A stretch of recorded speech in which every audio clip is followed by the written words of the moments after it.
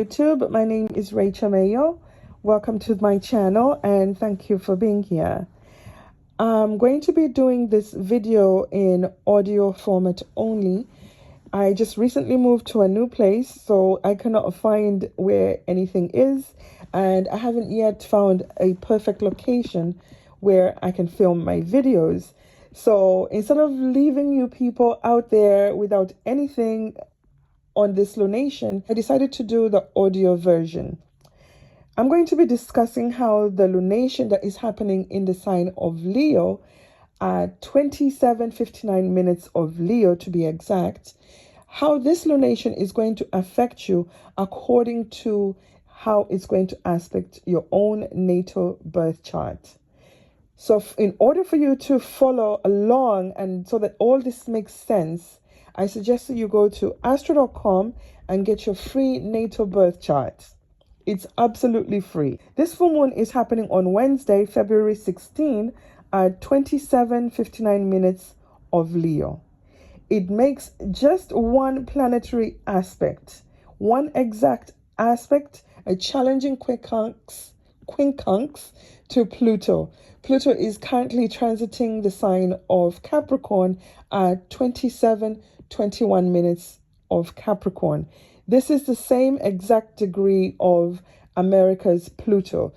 However, my focus is on personal astrology, how it's going to affect you, the individual, according to the placements in your sign.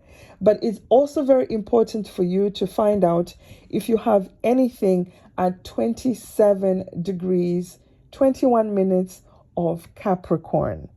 Also make sure to find out if you have anything at 27:59 minutes of the fixed signs. Make sure to find out if you have anything at 27:59 minutes of Leo, where the lunation is happening, and on the opposing sign of Aquarius at the same degree. Also look to see what you have at 27 degrees of Scorpio and 27 degrees of Taurus, because this is where the transiting North Node and South Node are at this lunation. If you have anything, a planet, a point, or an angle at that degree, you're going to be very affected by this lunation. Let's examine what Leo rules in our natal birth chart. Leo is the natural ruler of the 5th house of the zodiac. Leo is ruled by the sun. It's not a planet, it's a luminary, but in astrology, we tend to call it a planet. Leo rules over things like our talents, our creative ability, our children, romance. Children are a result of our creative ability. It also rules over our past life karma that we come into this world to expend while we live this lifetime. So this is essentially a very, very lucky house.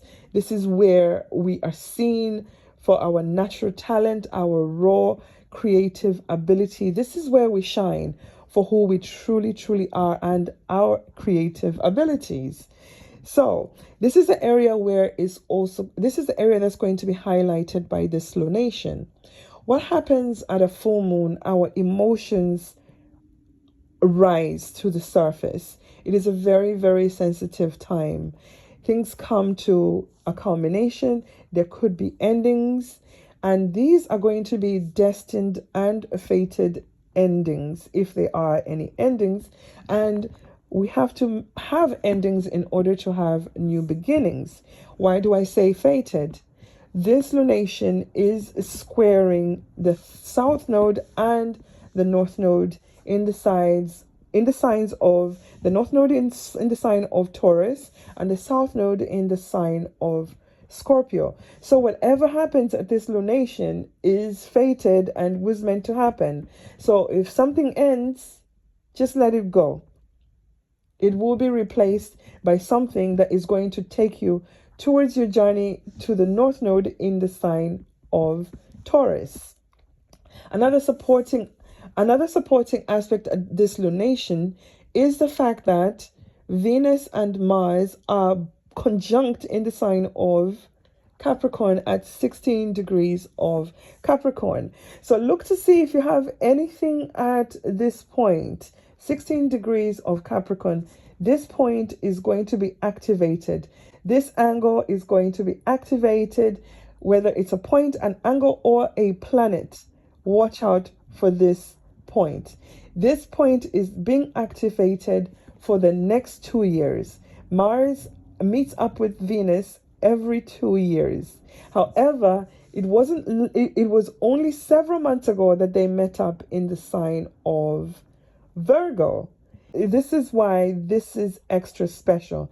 Another reason why this conjunction is extra special is the fact that Mars and Venus are ruling the transiting north node and the transiting south node. Venus rules the sign of Taurus, where the transiting north node is.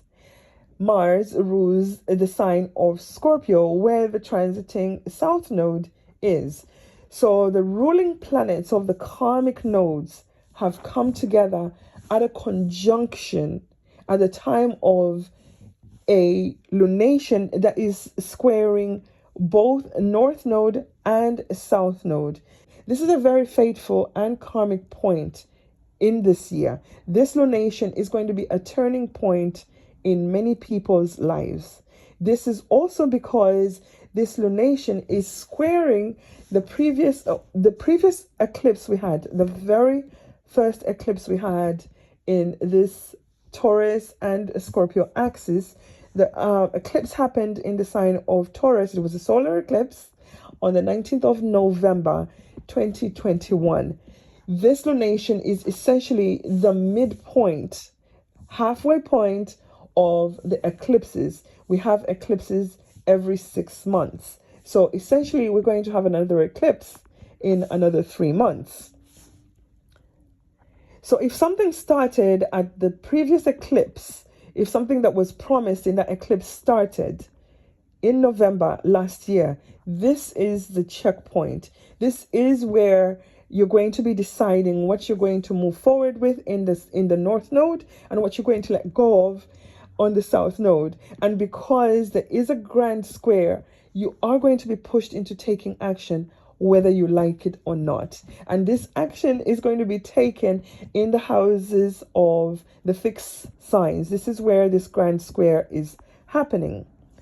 The other exact aspect at this lunation is the quincunx from the moon to Pluto, who's transiting the sign of Capricorn at 27 degrees 21 minutes of Capricorn.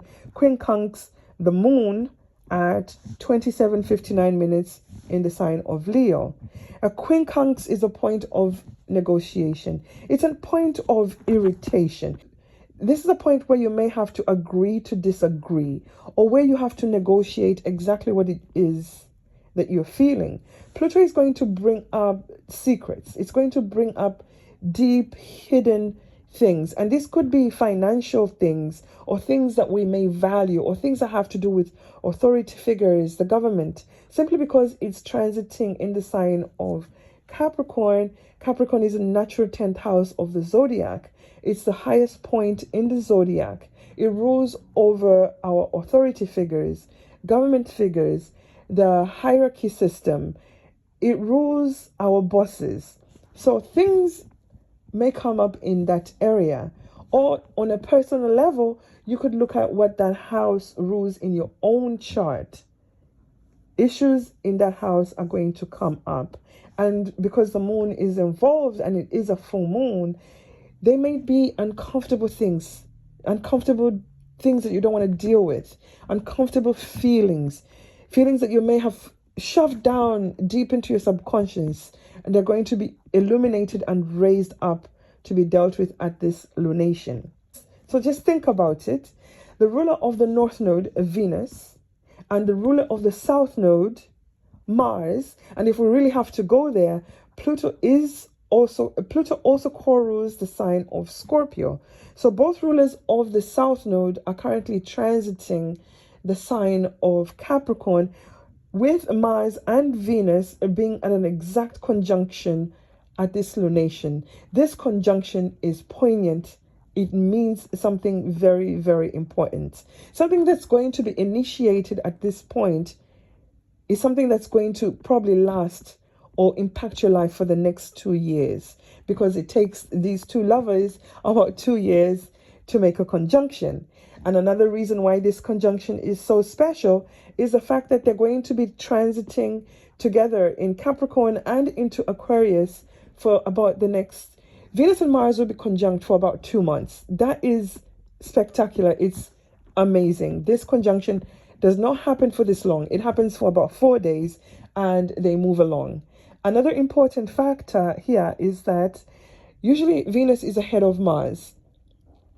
At this point, Mars is chasing Venus.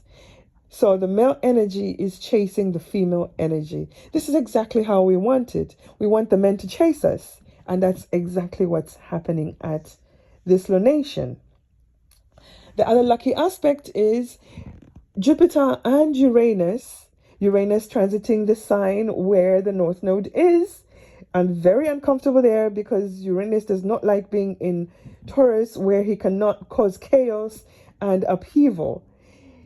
However, at this lunation, he's exactly sextile Jupiter in Pisces. Jupiter is very happy in this sign. Jupiter has finally come back home after 12 years around the zodiac. So Jupiter is bringing blessings, and with the help of Uranus, this is sudden blessings. This is releasing energy that has been stuck for a while.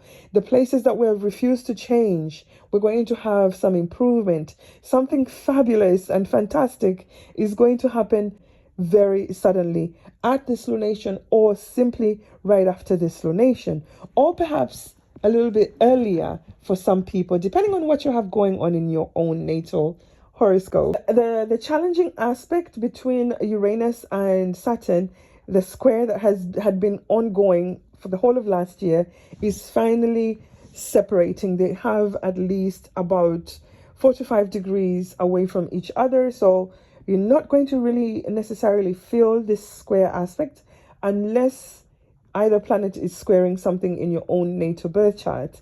This is why it's always important to evaluate any event, lunation, eclipse according to the degrees that are being activated. Just listening to the house where the lunation is happening is not really going to tell you what's really happening in your chart, because you're overlooking what is being activated. You're listening to the house where the lunation is happening will give you an idea of what area is being highlighted.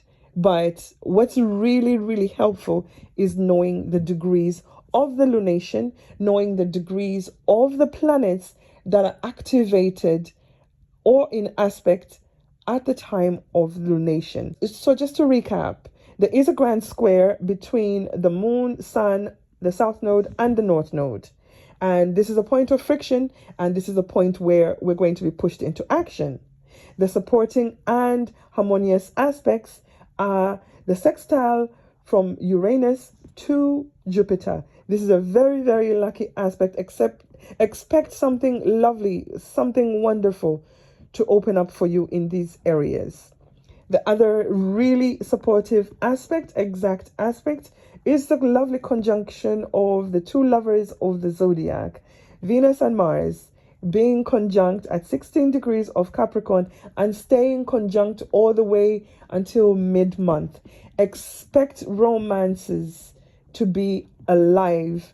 Expect romance and passion to be alive at this time. If you're single, this is an excellent time for you to go out there and find your partner, because you know what? Your partner is probably out there also looking for you, because Mars is chasing Venus. Mars is the ruler of the south node. Venus is the ruler of the north node. So destined and karmic relationships are going to have an initiation period at this time. You might essentially meet the love of your life after this lunation, before or after this lunation. This is going to be a very intense and passionate relationship.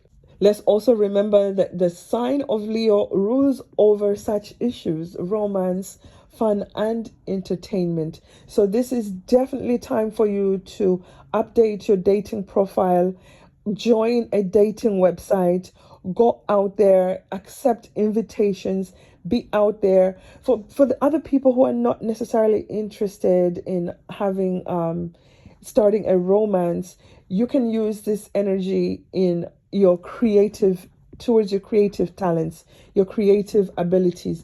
You can use this energy to be passionate and excited with something to do with your children, a creative project. You can start a business at this time and be very passionate and motivated at this time.